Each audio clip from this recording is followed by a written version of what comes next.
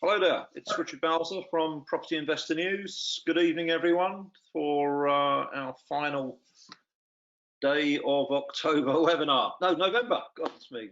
Time's flying by. It is November. Time's been flying by here. Anyway, yeah, thanks for everyone for participating tonight. Tonight's main presentation from David Granat. So looking forward to hearing what David has to say. Right, let's just go into very quickly some slides that I'm going to present to you. And once again, the title is Life Beyond Lockdown. Okay, so let's just quickly go into these slides that I've got here for you. The dodo bird, as some of you who regularly attend our webinars and my talks at live events will know, is meant to represent adapting to a changing environment, and obviously that's been the case in recent years. A quickly changing environment for us as property investors, as landlords, property developers, property traders, and this year absolutely has been a very fast changing environment, a very strange year. None of us would have anticipated what we've had to see in 2020, and hopefully we will start to see the back of this situation after April, with the likelihood of these vaccines working successfely. Right, so if you're not aware of Property Investor News, I launched it as the editor and founder over 18 years now, well over 18 years now. We produced our 200th edition earlier this year, yeah, so we're coming up to the December edition. That'll be the final one of the year, obviously. We've got over 15,000 searchable articles in our article archive, which is searchable by password, keyword searchable. We've also got well over 250 video interviews archived for subscribers to watch. There's also a large number of publicly accessible, viewable videos for people to watch from the homepage of our website, and all of our webinars are recorded. They're slightly edited, and some of my stammerings are deleted, thankfully, and some of our tech challenges are deleted, so that it makes smoother viewing. But all those presentations are archived and watchable for subscribers, and we've got quite a substantial number of them now. Right, so that's what we cover. All of the stuff you guys regularly want to read and know about: development plan, planning, HMOs, financing, tax, property deals, strategies. Investor interviews is something we tend to take quite seriously. I did 4 or 5 last week around the country, different parts of the UK.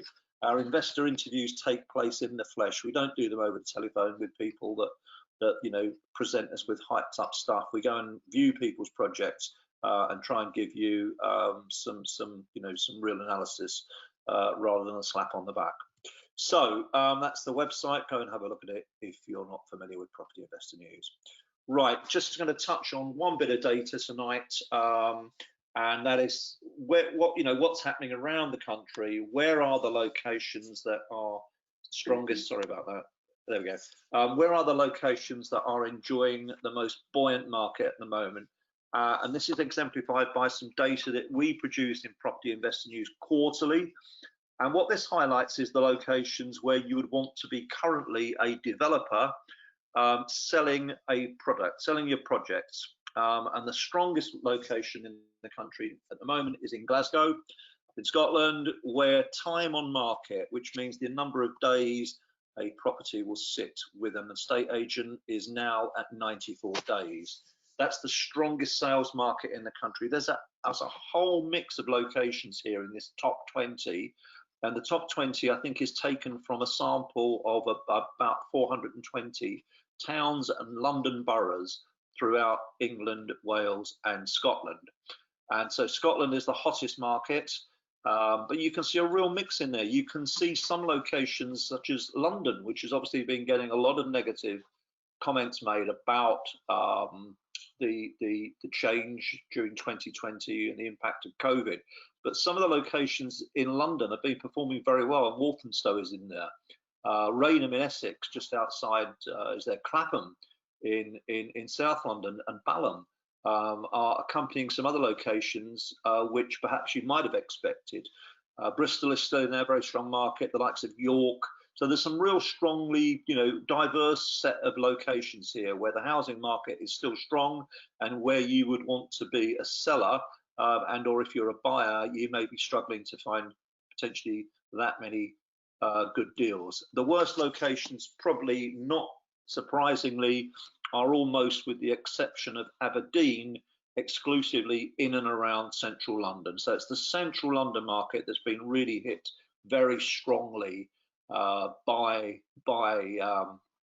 the impact of the city centre work trends that we've seen in the last 8 or 9 months. I was talking to someone earlier about an investment that was valued in West London, inner West London, literally back in 2016, valued at 5.1 million, and looks like it's being sold for less than 3.5.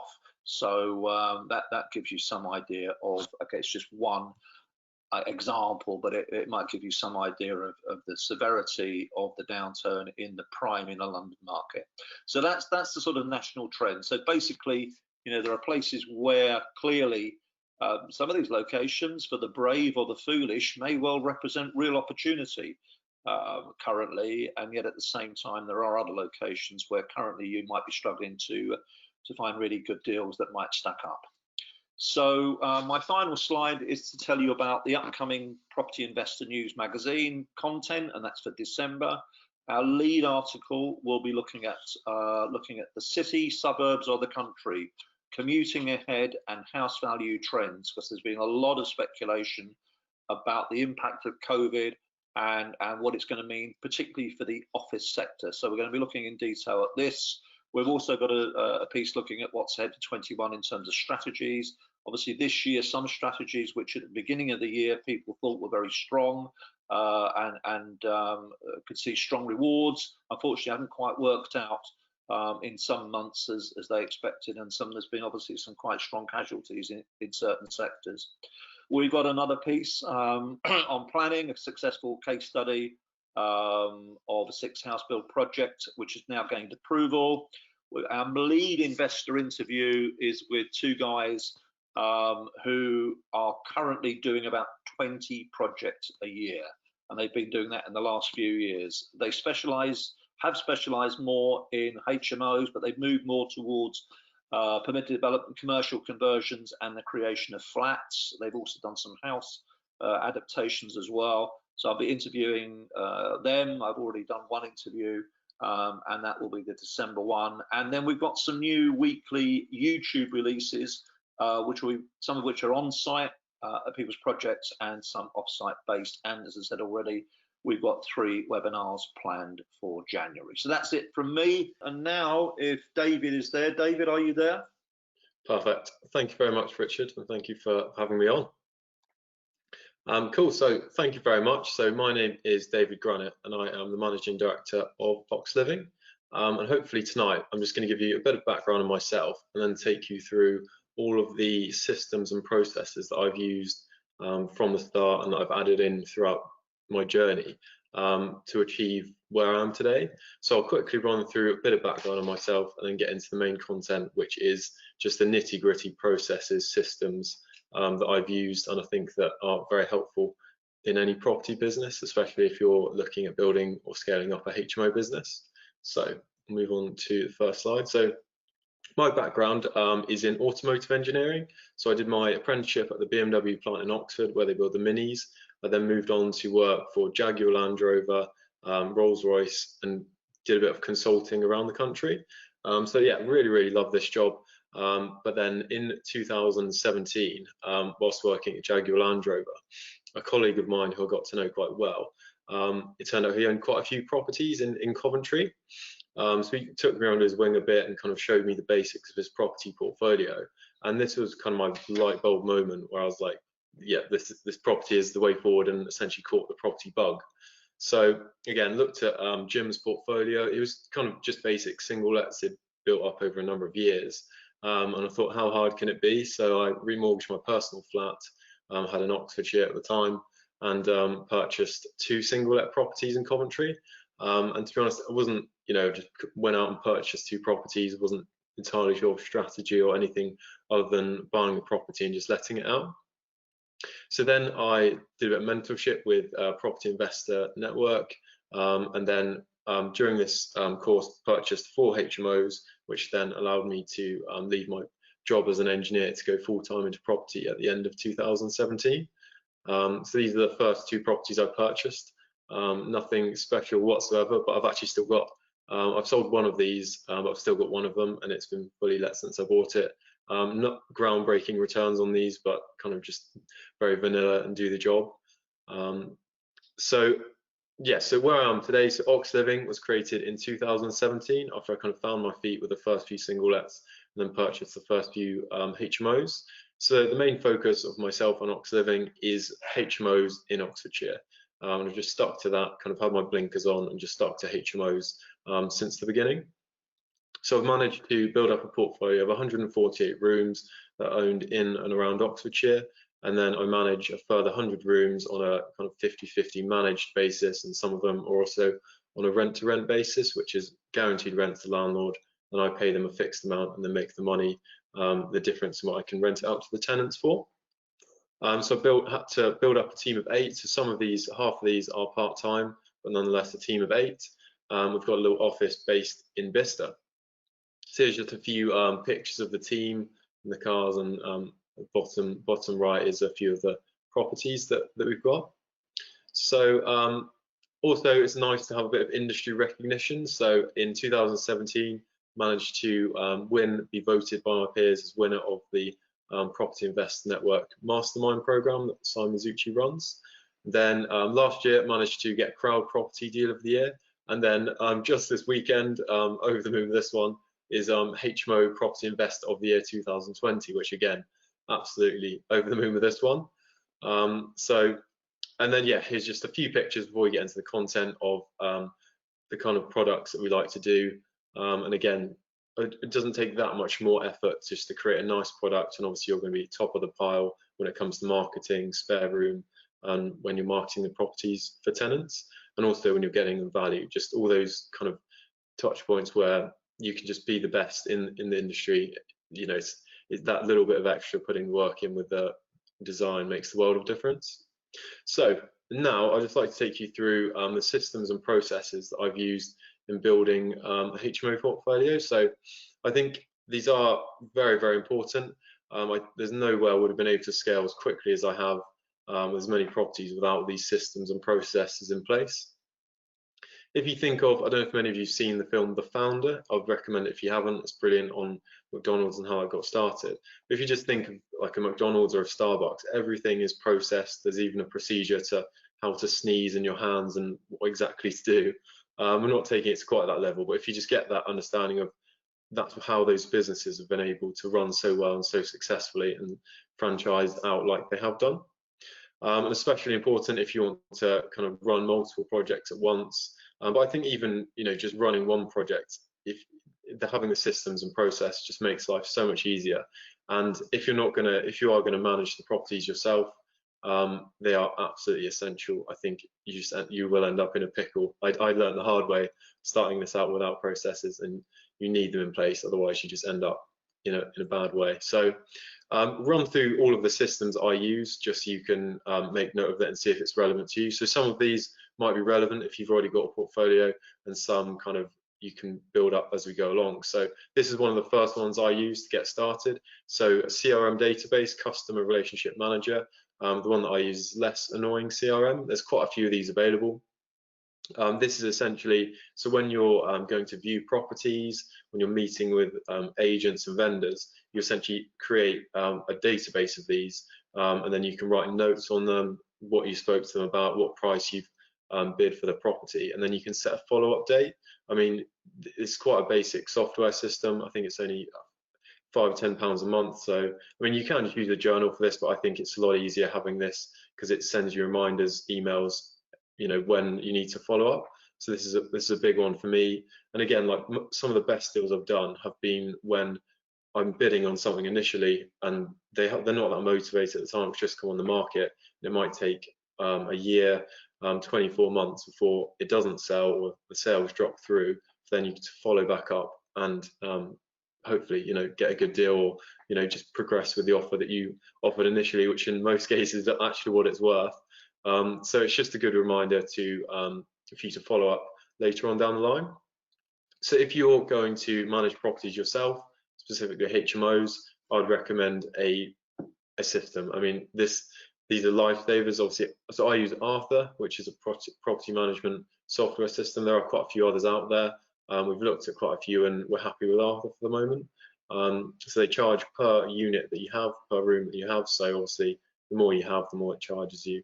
But it pretty much covers everything from viewings, certificates, and it just, again, reminds you of what needs doing when, just to keep you in order. So from an accounting point of view, again, I kind of left this, found out the hard way. But if you start off on the right track, it makes things a lot easier for your bookkeeper and your accountant at the end of the year. So use Xero, it's brilliant, and you can get your bookkeeper to update this on a regular basis. Then you can run monthly reports on your cash flow forecasting, P&Ls and balance sheet, just to keep that up to date. Whereas for the first kind of year, I didn't do any of this, and I got a bookkeeper involved, and she was just pulling her hair out. It was an absolute nightmare. Similarly, receipt banks. So for all the receipts you get to put through the business, where you're buying materials or buying bits of like laptops for your home office or office if you have one, just again, you scan it and it just sends it straight to Xero. The two integrate together, and it's just so much easier. So payments, if you're you can't. So we actually, every single tenant is linked to Stripe. So they sign up to the system, and then we take, it's almost like standing order, direct debit that takes it from their account. And you also, if you're kind of doing consultancy or anything along those lines, you can also use Stripe to take payments via that. They also take credit cards as well, which is useful for a person paying. So for marketing campaigns, so all the networking meetings you're going to or meeting new people, all of the cards you've got, and you've got all of the emails. I use something called MailChimp. So then you can run a kind of monthly or quarterly or annual newsletter and send out updates of how you're doing. Or if you've got, for example, if you're looking for investors, you can send out marketing campaigns on how project updates, and just keep people informed of what you're up to. So for me, MailChimp is brilliant. This is actually free until you get to a certain audience, then you have to start paying.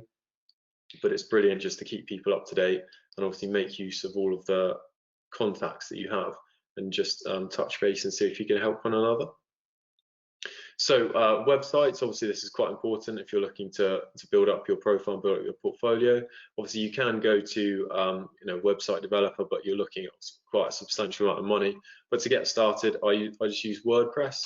It doesn't take very long. Obviously, the more time you put into it, the better your website. But there's so many templates, and just to make your life a lot easier, you can pretty much get one off the shelf and just input your data, and you've got a live website, which for when, for example, if you're talking to an agent, or you're talking to a landlord, and the first thing most people do these days is Google you or your company, and if it comes up with a nice website, it always helps. So this is one for productivity, is time tracking. So I use Toggle. So it's amazing if you just do it for 1 week, and you'll see the impact of it. Just Toggle, and it works out how much time you're spending on different actions. So if it's quite surprising, and it just, so you can narrow down where your highest value time is spent, and again equally where some time is spent where is not good use of your time, like sharpening your pencil, whatever you're doing.